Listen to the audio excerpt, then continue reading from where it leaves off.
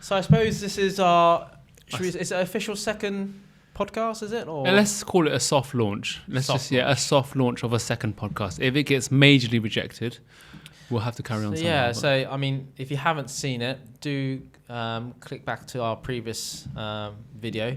It's just a little brief introduction on who we are. Like I said, my name's Colin. I'm Chris, and just our journey here, really, to get to where we are now. I will obviously dive a bit more deeper into it once kind of the episodes come along, as we bring on guests, other people who are involved in the process and everything. And we'll touch on that. But for now, as Christmas is approaching, there are quite a few, I guess, kind of topics that we should really touch on. Yeah, you must be really into the swing of things. Like, it's obviously only, what are we now? Probably a week out now? About a week, yeah. A week away. I wouldn't say I'm necessarily into the swing of things. I'm more prepared, I guess, than last time we spoke. I think more presents have been bought. Mr. Amazon has delivered. Mr. Bezos, he's come through. We've sent off some cards to Canada and around the world to a few of our friends and family. That's hopefully we'll get there in time. Not that we really paid for any sort of fast shipping, but as long as they get it, hopefully that'll be enough. But yeah, getting there slowly. And yourself? Yeah, I think I've been doing a lot of last minute shopping. Again, Amazon on the weekends when I get a chance to pop out. It's just that the weather's so bad. You just really don't feel like going anywhere. Yeah, you definitely can't hear it now on the mic. It's raining so much and it's windy. I mean, we're on the south coast, so we really do feel the wind. Yeah, it's horrendous at the moment, isn't it? So it is pretty horrible. So stay safe, guys, please. We hear of many stories of people going really close to the sea, the sea level. And we live near the cliff edge where we are as well, and it's very, very dangerous. Stay safe and try and stay away. And try and stay warm as well, because it's basically cold in the evening sometimes, and especially overnight as well when you're sleeping. So stay warm, stay safe. But yeah. So I suppose this podcast, we're really just touching upon leading up to Christmas, all being mindful of kind of a little bit about mental health, healthy eating towards this Christmas before everyone talks about their New Year's resolution. That's it. I think it's all about trying to lead up to that New Year's resolution in style, almost. That's it. It's about not leaving things last minute, not absolutely going crazy on all the food now. Trying to have a bit of a balance. Because the thing about it, the more balance you have now, the less you'll have to do. That's true. For your New Year's, really. Because it's difficult for me because obviously, like we touched on our previous podcast, we're getting biscuits and chocolates sent to us, thankfully from you guys, keeping us alive. It's great, but it's definitely not good on a figure, I'll tell you. No, definitely. Unless we're wearing these big fluffy jumpers to hide our... Maybe I'm not eating enough, that's why I'm still covering up. If I was eating more, I mean, you're not wearing a jacket, so you must I had to sacrifice it for us to really... Okay, that's it. I did notice a box of chocolates disappearing the other day, so... No, I think it's just trying to find a balance, really, and not just to do a diet. I think a lot of things are overlooked. Exercise because it's cold outside. Yeah, I suppose people don't know, but me and you, Chris, we're quite into our health and fitness. It's been a big part of our life, really. Yeah. Even since really from the college days, So we've kind of been in and out of the gym. Obviously, you do a lot of sports as well. So same here. Yeah. Obviously, now we are getting a little bit older. The habits have changed a little bit, but it's really about touching base on trying to get some sort of activity. And no, for sure. I've noticed that since I've, reached the ripe age of no one needs to know, but injuries start to happen more frequently, and not only more frequently, it takes a longer time to recover. The recovery speed. Have you noticed that as well then? For sure. I've picked up tennis recently, tennis elbow straight away. I think because of the way I play, a bit too aggressive as well. And these things, when you're a bit younger, bouncing off the walls, it doesn't really matter as much. But I mean, I've done my rotary cuffing. That's always it's from bench, I suppose. Back when I was 15, 16, 17, when I was working out, I mean, it wasn't really about technique. It was all about just lifting heavy. Especially and obviously everyone around you is lifting. Yeah, of course. Stupid weight, essentially. But so you try and keep up. But over time, I mean, when you're younger, you'd normally rest for about 2 to 3 days, and then your shoulders feel fine. Strong again. But I think over the last maybe 3 to 4 years, there's just been no recovery. I've had a lot of massages, chiropractors working on my shoulder cuffs, but for some reason it's not fully recovered. So got a little bit of a weak side. That's definitely important for anyone, especially leading into the New Year's. If you're staying active and physically, playing sports during Christmas time, that's great. I think everyone will be jumping back into it come the New Year's resolution and everything. It's good to do it in moderation. Yes. Don't do anything that your body's not really too used to. Yep. And then that's where injuries will occur. It really is about building up to it, isn't it? Yeah. It's not going in from 0 to 100%. That's it. I mean, obviously the first time you get back in, things start feeling good. So you do try and end up pushing the boat out. But just from experience and seeing a lot of people at the gym as well, who seek advice that we've seen, and we do always tell them just to take one thing at a time. So if it's, for example, just going back into running, maybe start just walking initially first, building up to once a week, 2 times a week, 3 times a week, and slowly increasing the speed. Definitely. And so forth. I think everyone's quite used to kind of, especially if, like with us, we're used to going to the gym for our whole lives really. And if you do take a break, but then you go back into it at the same intensity, thinking that you're going to lift the same, thinking that you're going to train the same, it's just not really going to be feasible, really. I think that's the biggest problem that some people have as well, especially if you're getting back into it over the Christmas period. Try and take it slowly. Try and do what's smart, really. It's really a marathon. It's not a sprint or a race. Just take things slowly. Just keep an eye on your joints and your muscles and everything as well. So I guess that's the easy one, I guess. But I think the hardest thing is the diet. That is the most challenging thing. I mean, we can talk from experience, and hopefully you guys, find it quite useful. But I suppose we should really talk about diet. I mean, you can go to any health professional, you can go to your GP, go to your doctor. They always talk about eating your 5 a day. But I think what lacks in the advice from healthcare professionals is that they're not really aware of what we call as macronutrients. So your carbohydrates, your proteins, your fats, that includes like saturated fats as well, and calories as well. I think I think the guidance is a little bit misleading as well. I don't know if you find that. I mean, obviously we've dieted, we've counted calories, and the macronutrients. However, like when you go to your GP, they have a set guidance. And I think it's a little bit off, I think. No, definitely. So, and people, especially even something as simple as everyone goes by, your BMI. Everyone goes by kind of, it's just your weight. And it's not necessarily the most accurate way of really measuring kind of how healthy you are. Because, people like ourselves, we've been into kind of, muscle building. That's a lot heavier than fat. And, when you're muscle building, you're just a lot kind of heavier, which reflects on your BMI. So then for a long time, I've been considered overweight, which is not necessarily accurate. It should really kind of be down to your waist circumference, and other factors do come into play as well. So in terms of managing body fat, I mean, the NHS guidelines are, for males is, a day 2,500 calories. Yeah. And females are 2,000 calories a day. Yeah. I don't know about you, but I don't know if you counted calories, but obviously myself, if I was to hit that 2,500 calories of what they recommend, I actually found that I was still gaining weight. Yeah. And they class it as almost a maintenance weight. So your BMI, this is where I think there is a big discrepancy. Between what actually is the guidance, which is really broad in general. It is. And I think a lot of diets, I don't like to use the word diet. I think it's a lifestyle really change, but I think it needs to be catered towards each individual. That's right. And that's what I found over kind of the years of learning, you're really learning your body. You're learning how you react to carbs. You're learning how you react to protein and fats. And some people, fortunately, don't react that much to carbs or protein at all, or even fats. They don't really gain that weight. But some people, you have a look. You look at the snack aisle at the shopping centre.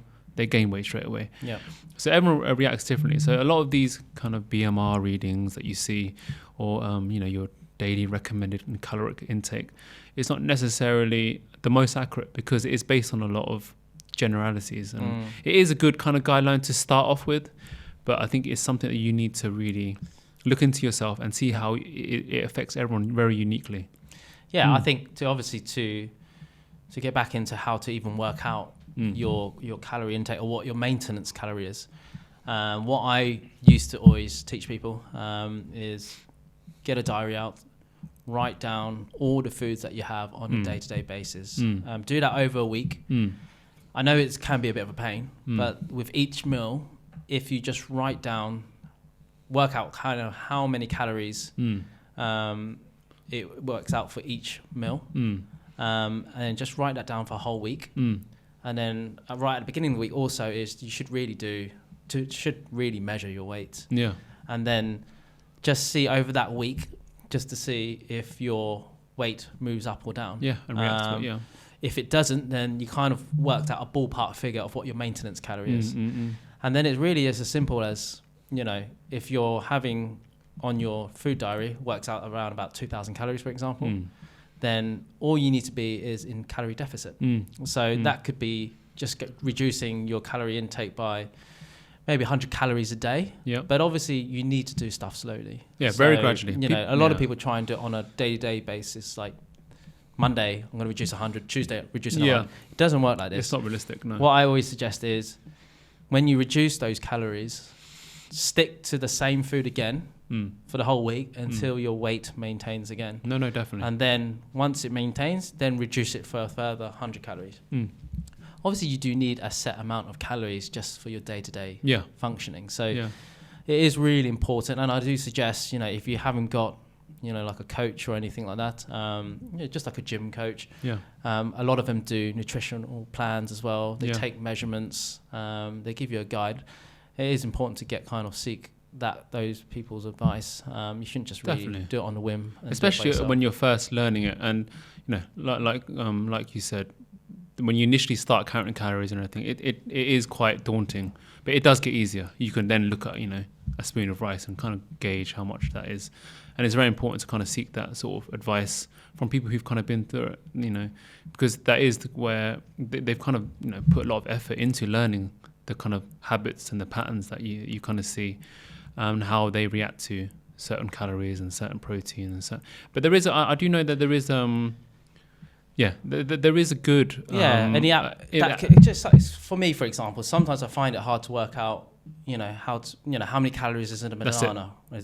Is there any particular apps that you can recommend to our viewers and obviously for myself? Being in the sort of, into fitness, there are quite a few good apps actually. I think one that we used for a while was it MyFitnessPal? Yes. Oh yeah. That's good because I think you can actually search up the foods, and you can actually see kind of, it's crazy because I actually tried it with, I love fried chicken. Go to KFC. You can search up a chicken leg at KFC. You can see how many calories, how many proteins, how many carbs that is, and input that, and it will help you just calculate how many calories, and it adds up over time. And then if you match that with how much you weigh, which is or your waist circumference or anything, that's a good gauge of kind of how much how much you should be intaking every day anyway.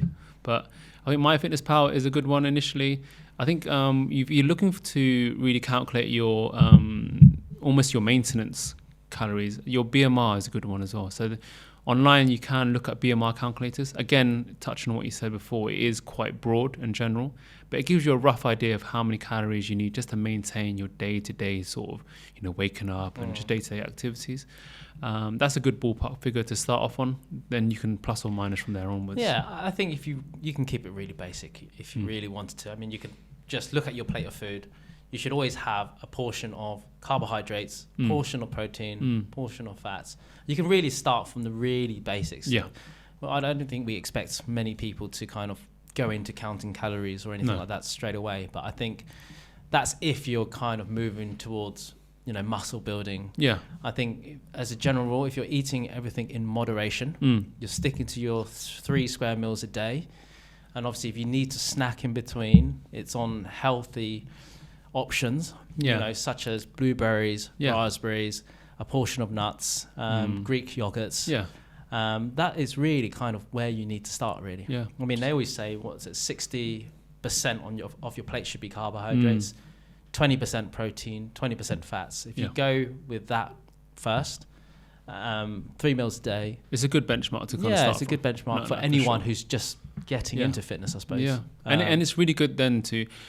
you need to really observe yourself as well. It's not just that, you do it and then you kind of blindly follow this formula. It is really just, you make these changes, you take these steps towards kind of changing your diet, but then you need to observe your weight. How do you feel today? Do you feel energetic? Do you feel quite lethargic?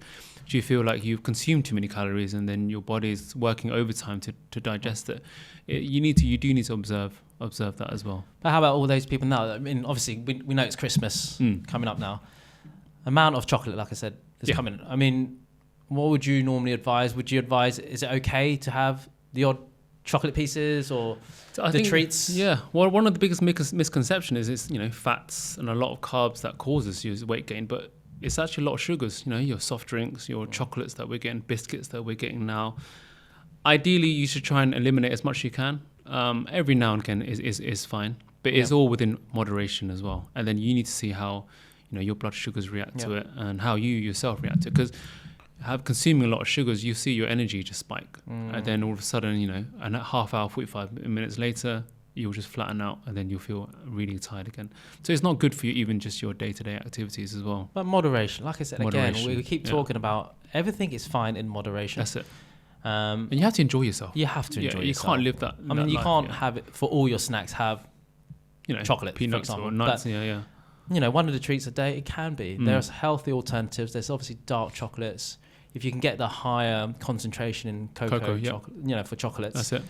You don't have to completely eliminate anything, really. Yeah. I think this is again the misconception of, you can't have anything. You can't have a pack of crisps. You got to remember your body doesn't, necessarily recognize what's coming in. It just recognizes what is calories. Yeah. So say if you're, in a day you've missed, a meal, for example, there's no harm in having chocolate piece with, a packet of crisps because, your body just knows total calories. Really. It's just moderation. It's just, anything, even if it's the good stuff, too much fruit, if you're eating abundance of that, that contains a lot of natural sugars. That's not good for you either. It's everything in moderation. And I think that's the misconception, that once you're dieting is that you go to the extreme, you cut out everything that you love. But you have to think about what's maintainable. And that's definitely not something that's maintainable. If you're focusing on only eating brown rice, eating sweet potatoes, not eating any chocolate, anything that you love, it's not maintainable. You need to find a balance that's maintainable over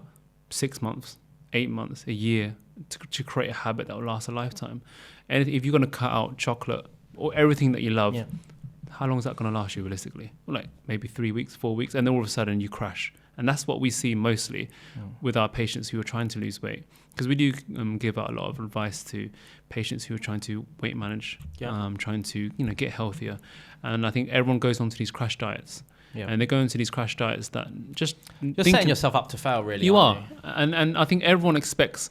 You do get good results initially, but what are you doing that time? You're just burning yourself out. You've got no calories, you've got no sugar, you don't love your food anymore. And it's a big part of just enjoying your day-to-day. So... in moderation, but diet in moderation, work out in moderation, eat in moderation. Everything's in moderation. But definitely that's a very, very important thing, because then that could lead on to another topic that we're going to touch on. If you're not eating or doing anything you love, it affects your mental health. With what we're seeing with the sunlight that we see in the UK these days, seasonal affective disorder is a very, very big problem. I know my friends and I know family members who are severely affected by this. So if you're not doing those other things in balance, very, very small triggers can cause you to kind of, fall down kind of the wrong path a little bit. But definitely in moderation.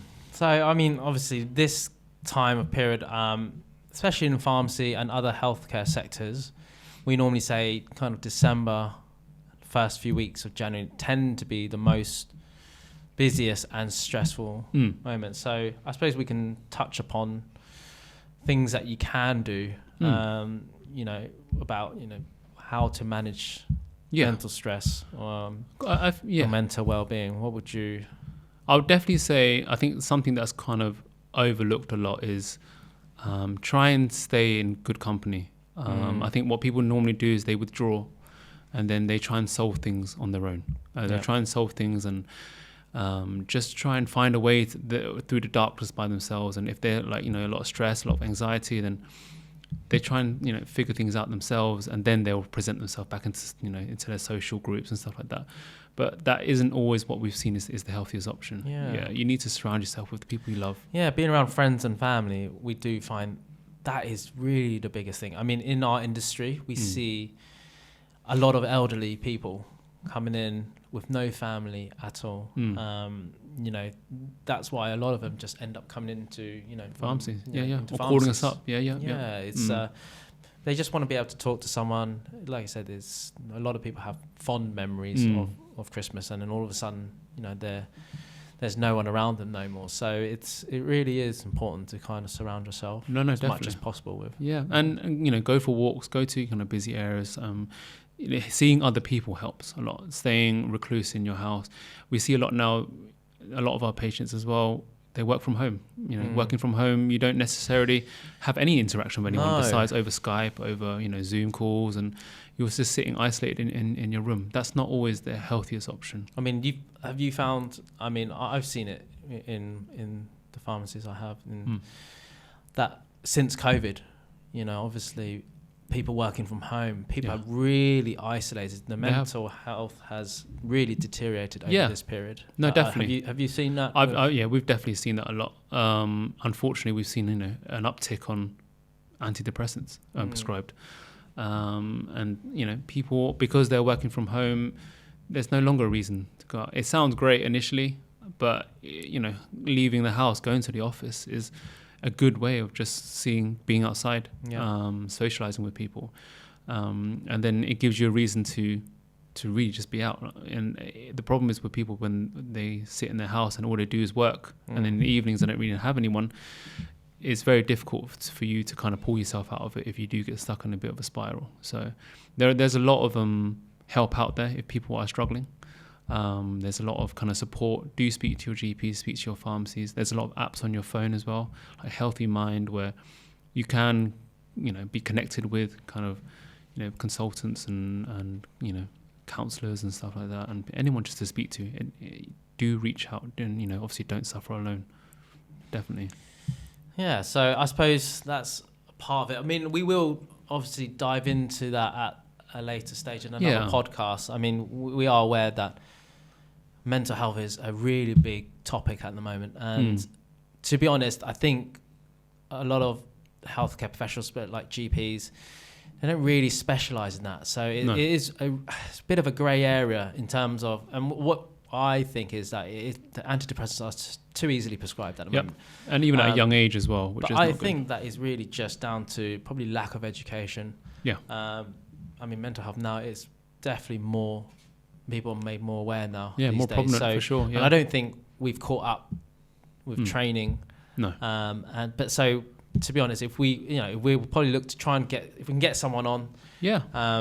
You know, have a talk about mental health. Yeah, a good friend of mine works for CAMS actually, who deals with very vulnerable patients. Yeah, that'd be good if they. But what the big reason we're seeing in this big uptick of mental health being, you know, made more aware, but unfortunately the support system isn't there. You know, sometimes the waiting time is almost 6 months, 6 to 8 months, and if you're suffering, that's a long time to wait sometimes.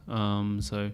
That is definitely good to, I mean, ADHD. That's another one as well, that's, you know, what we normally associate with ADHD is normally it being present in more younger age. Normally, you know, young kids, you know, 12 or under. But again, since COVID, ADHD diagnosis has literally 10-20-fold.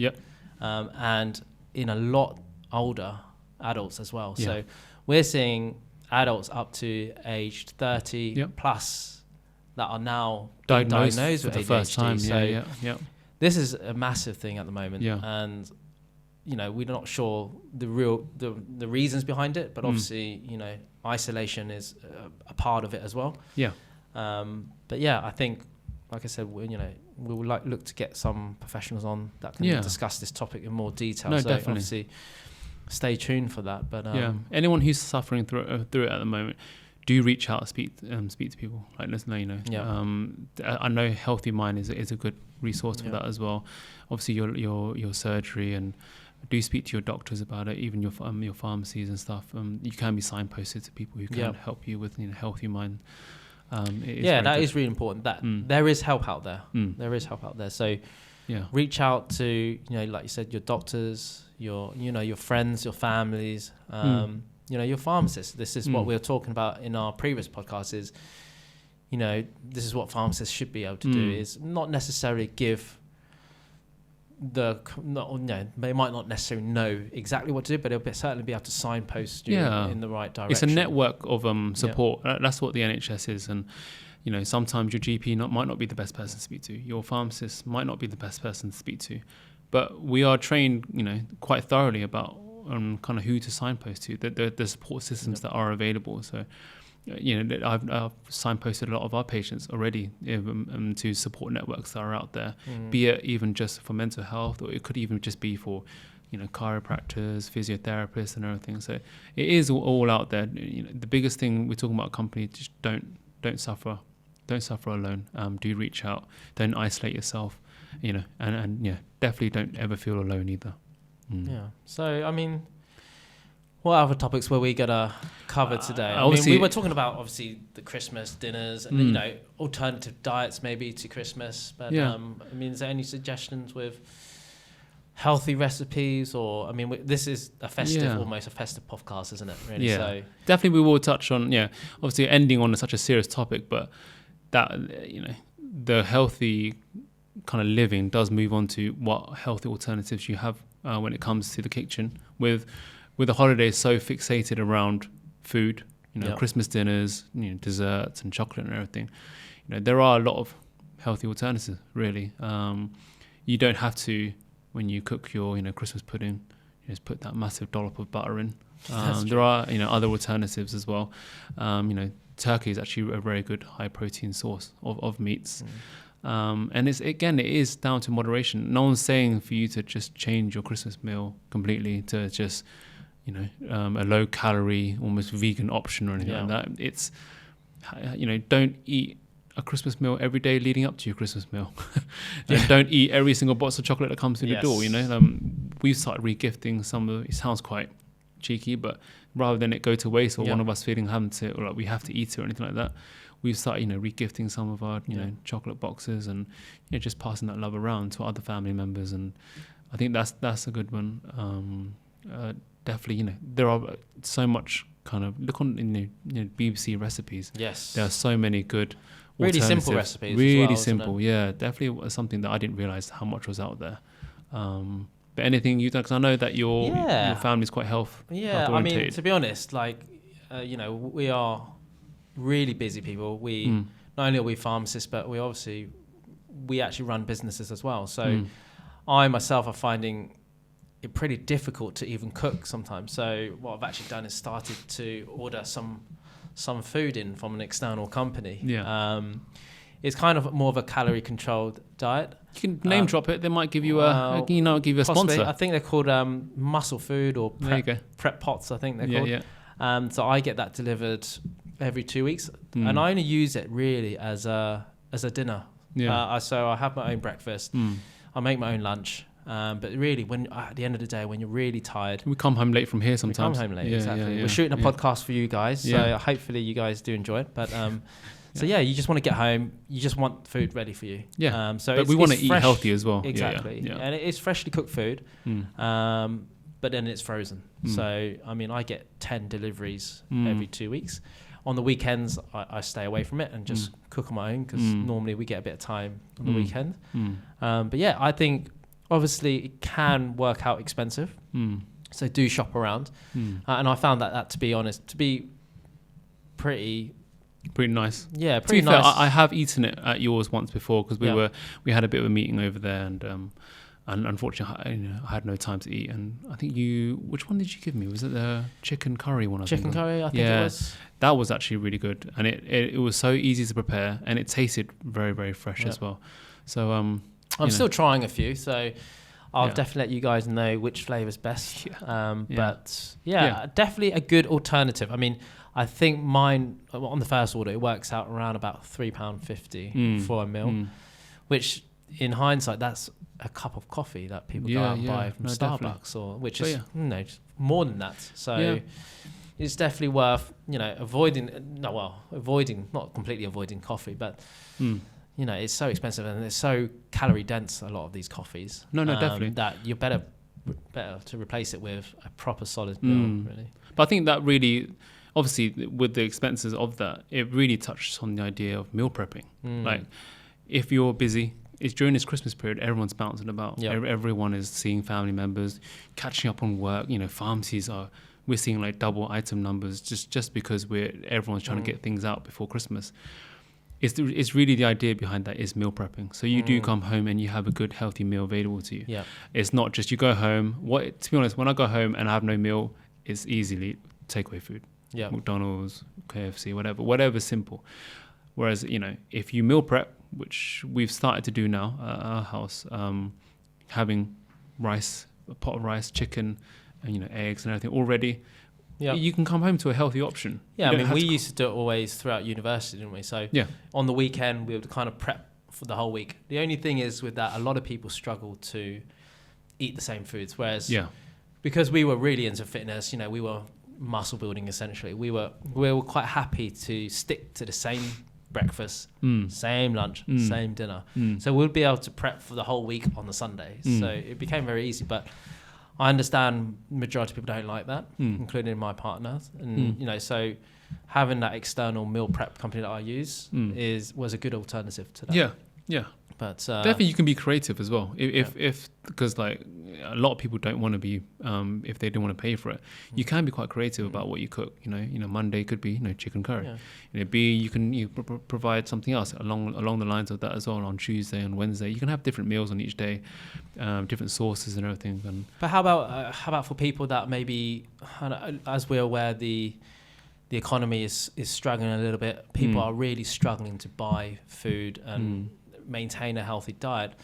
I mean, is there any alternatives into finding cheaper food? Is there a service that you can... Yeah, you know what? It's funny that you actually mentioned that because the other day, actually, my partner's from Toronto, which this app is really big over there. I think it's really big in kind of big cities where it's called the Too Good To Go app. And it's really for kind of restaurants, takeaway places, last call of the day, there's a lot of food left over. Instead of it being wasted, you go on the app.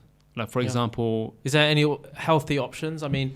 To be fair, last night we did Toby's Carvery, which can be a healthy option because it has a lot of vegetables, a lot of nice meats. Can you pick and choose, or is it just... you kind of get given... Oh, I see. So you can pick and choose to the extent of let's use the Toby's Carvery example. It would be there's an option between the vegetarian option or just a meat option, and obviously we chose one meat option and one vegetarian option. And inside that the meat option was actually some roast beef, a bit of roast chicken, some stuffing, and all your kind of roast vegetables really. Which if we were to make ourselves would take a long time. But it was a really kind of good option for us to have. The only downside to it was that it was very, very late at night when it's available, like 9:15. So eating just before bed is not always the best thing.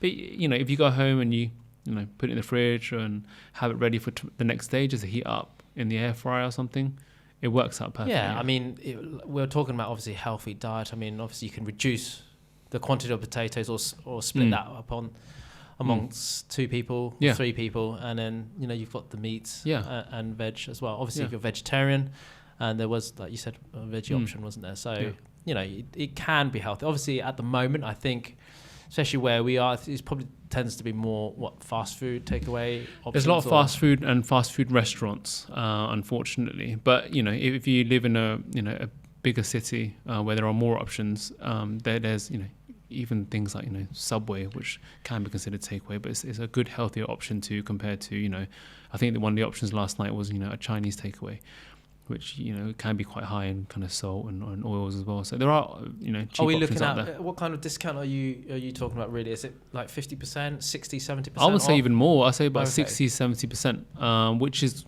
pretty impressive. And the food is cooked on the day. It's not like you're eating food that kind of is about to expire. So definitely have a look into that. I know for us, we're trying to not spend whatever we can really on unnecessary food and for the sake of convenience. In this current age, isn't it? Yeah. A lot of people are struggling, and we understand that. So obviously we're trying to give advice in terms of a healthy diet, but we know it's not necessarily easy for everyone to follow. So, I mean, sometimes eating healthy is actually more expensive. So definitely. Obviously, I remember you mentioned something briefly about this, and it's probably a great alternative for families that are maybe struggling but want a treat, essentially. If you're saying it's more than 70-80% off for a meal, then that's a great way of but I think you have to probably be quite fast, don't you? You do have to kind of reserve it. You do have to. I think there are about, so let's say for the Toby's last night, there was probably about 8 or 9 kind of like takeaway boxes available.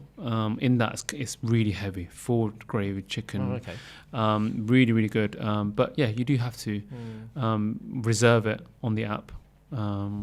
Too good to go if anyone's looking. It's just a good way of places not kind of wasting their food too, of course, which is a big problem as well. So I would definitely look into that, even as a meal prep option. So like this morning, cheekily, I actually had a roast dinner for lunch. So that was pretty tasty, quite unusual, but I look forward to going for lunch. So okay, nice. So I suppose that's almost a good time to wrap up. I suppose we're not sure when this podcast is going to go out. We are a week away from Christmas, so we're not sure if it's going to be it. But obviously, if it's after Christmas, then obviously we want to wish everyone a Merry Christmas now. We'll probably release one before the New Year. So definitely enjoy your time. Make sure you surround yourself with your loved ones. Don't eat too much, but don't eat too little either. So in moderation, I think that's the got to treat yourself message as well. And this is the season. This is the time, isn't the season it? for it. No, definitely. But yeah, wishing everyone a Merry Christmas. And remember, if there's any questions that you have, please put it in the comment section, and we do read every single comment. Obviously we're still new, so we haven't got too many, so it's easy to read at that moment. But also follow us on all our social channels. We're on Facebook, Instagram, X, previously known as Twitter, even TikTok. So TikTok's a good one. So a little bit of a different side to us. Definitely. So have a look into it, and then tell us what you think. But hit the subscribe button. See you later, guys. Thanks.